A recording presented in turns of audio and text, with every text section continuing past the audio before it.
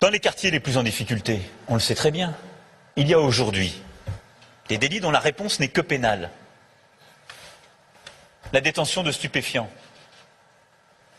Nous connaissons les nombreux actes qui sont recensés dans les quartiers les plus en difficulté.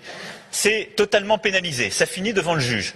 La réalité, dans près de 80% des cas, ça finit après une procédure qui va durer parfois près de 2 ans, en classement sans suite ou en rappel à la loi.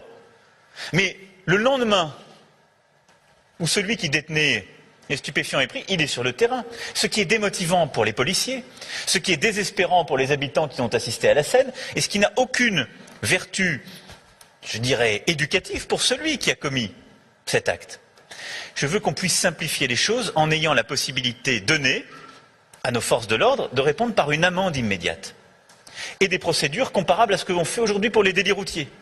C'est beaucoup plus efficace, c'est beaucoup plus pragmatique.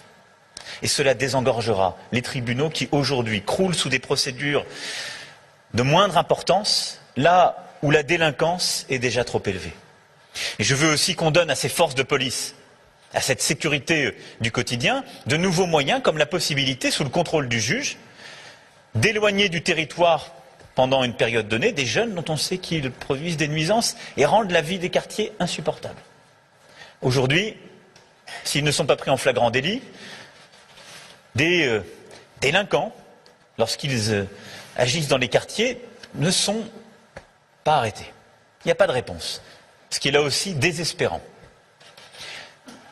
Nous souhaitons qu'il puisse y avoir, et ça fait partie de la réforme justement pénale conduite par le ministre de l'Intérieur et la garde des Sceaux, des dossiers qui puissent être constitués par nos forces de police, soumettant dans un délai de 48 heures au juge la possibilité d'éloigner pour un temps donné du hall d'immeuble, de la zone identifiée, tel ou tel individu qui crée des troubles répétés sans qu'il ait pu être pris en flagrant délit.